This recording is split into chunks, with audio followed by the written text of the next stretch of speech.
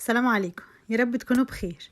فيديو النهارده ان شاء الله هنعمل كفتة الحاتي من ربع كيلو لحمة مفرومة وكمية برغل كبيرة جدا، وهتطلع لنا احلى كفتة نفس كفتة الحاتي بالظبط، ولا هتفك مننا ولا اي حاجة. الكفتة فيها المطة نفس المطة بتاعت كفتة الحاتي والصوابع الكبيرة، وعملنا كمية كبيرة جدا من ربع كيلو لحمة مفرومة. ده من نفس الفيديو اللي احنا عاملينه، كان قبل الفيديو اللي فات على طول، يعني من الفيديو اللي قبل اللي فات كنا عاملين فيه تفريزات اللحمة.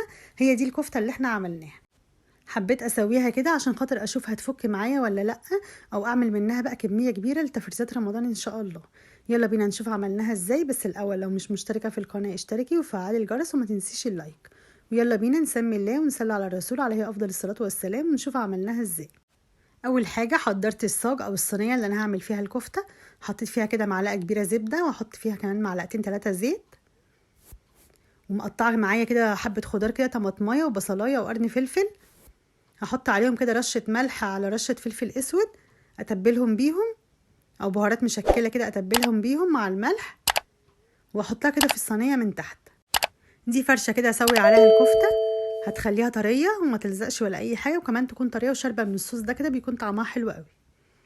جبت بقى الكفتة اللي انا كنت مفرزاها في الفريزر، كمية كبيرة طبعا، حوالي كيلو وربع بالظبط، حوالي كيلو وربع من الكفتة، لان الصباع كبير جدا ومليان، مش عاملة صوابع صغيرة، صوابع كبيرة.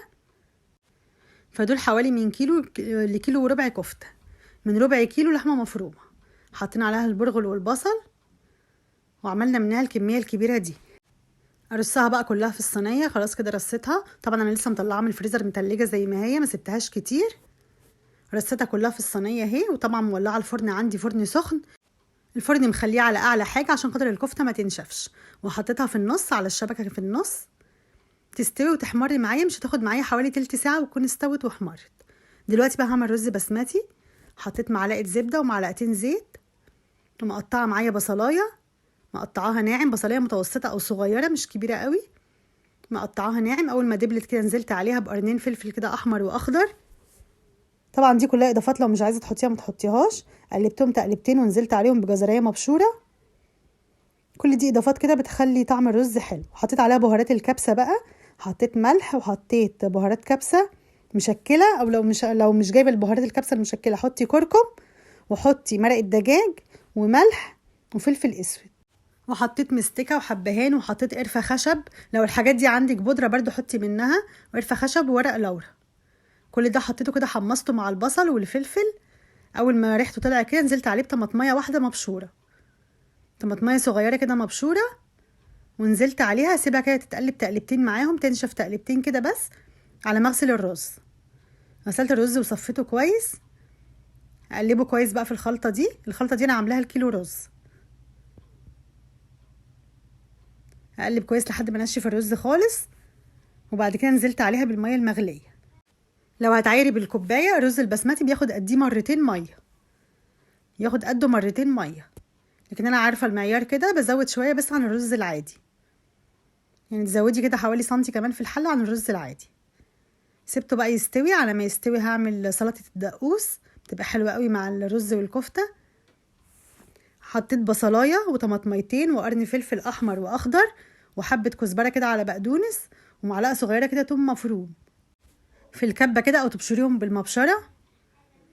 واحط عليهم كمان معلقه بهارات كده او ملح مبهر، ملح كده وعليه البهارات، وشويه خل، 3 4 معالق خل. اضربهم بقى في الكبه، وزودت لهم نص كوبايه ميه. بس كده السلطه جاهزه معايا. احطها بقى في الاطباق بتاعتها. وكده خلاص الكفته استوت معايا، طلعتها خلاص، ما كشتش ولا اي حاجه، الصوابع كبيره زي ما هي مستويه. وحطيت لها دلوقتي فحمايه، ولعت فحمايه، وهحط لها تديها ريحه الفحم. حطيت الفحمايه كده على ورقه فويل، وحطيت عليها الزيت، واغطيها بسرعه، اغطيها بسرعه عشان خاطر الدخان ده، عشان خاطر تكون ريحتها كده من ريحه الفحم. وكده الرز خلاص استوى كمان معايا. لو انتي بقى حاطه عليه البهارات ناشفه، لو حاطه القرنفل والحاجات دي ناشفه، ممكن تشيليها بقى من على الوش على طول، يعني لو هي مش مطحونه تشيليها على طول من على الوش قبل ما تقلبي الرز.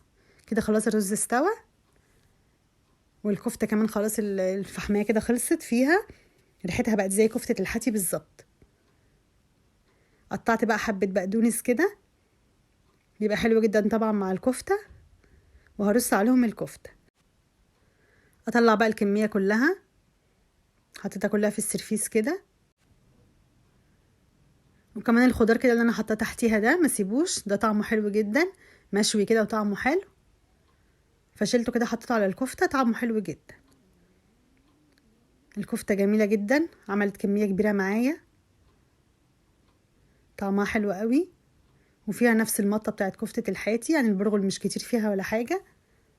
طعمها حلو جدا، ماسكة نفسها، والصوابع كبيرة زي ما هي، ما كشتش ولا اي حاجة. وده مخلل الجزر اللي احنا عاملينه، الجزر والليمون، طعمه حلو جدا ومقرمش زي ما هو. يعني الكفتة مهما كترنا عليها الاضافات اللي احنا بنحطها عليها كتير شوية، بس برضو كترنا الكمية وطعمها حلو زي ما هو. نفس الكفتة اللي بنشتريها من بره، مش بتكون كلها لحمة ولا حاجة. من ربع كيلو لحمة عملنا كمية كبيرة جدا، احسن من اللي بنشتريها. كده خلاص بقى بقدم شوية كده مع الرز. والسرفيس كمان مليان زي ما هو، في كتير جدا. اتمنى ان شاء الله تجربوها وتعجبكم. اتمنى الفيديو يكون عجبكم. لو الفيديو عجبكم ما تنسونيش باللايك والاشتراك في القناة وتفعيل الجرس عشان يوصلكم كل فيديوهاتي. والسلام عليكم ورحمة الله وبركاته. مع السلامة.